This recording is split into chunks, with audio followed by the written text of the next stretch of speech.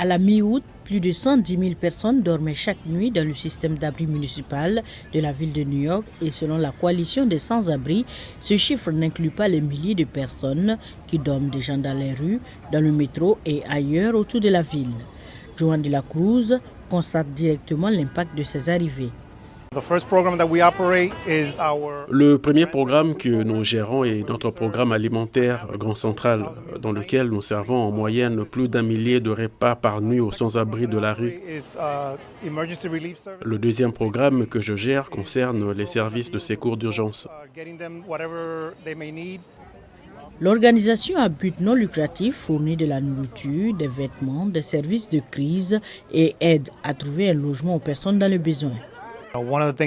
L'une des choses auxquelles nous devons faire face, c'est la prise de conscience que, par exemple, pour beaucoup de nouveaux arrivants, nous ne pouvons pas faire beaucoup de choses pour eux. Vous savez, nous ne pouvons leur fournir que de la nourriture, une trousse de toilette, etc.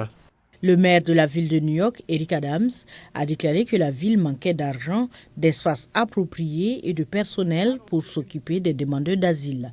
Il a appelé à davantage de soutien régional et fédéral, y compris l'accélération des voies d'accès aux autorisations de travail pour les demandeurs d'asile.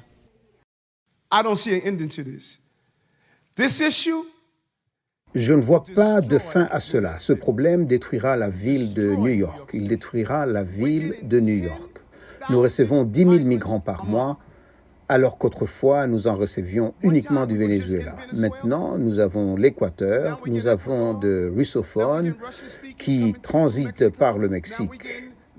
Nous arrivons maintenant à l'Afrique de l'Ouest. Nous voyons des gens du monde entier traverser la partie sud de la frontière et entrer dans la ville de New York. Et tout le monde dit que c'est le problème de la ville de New York.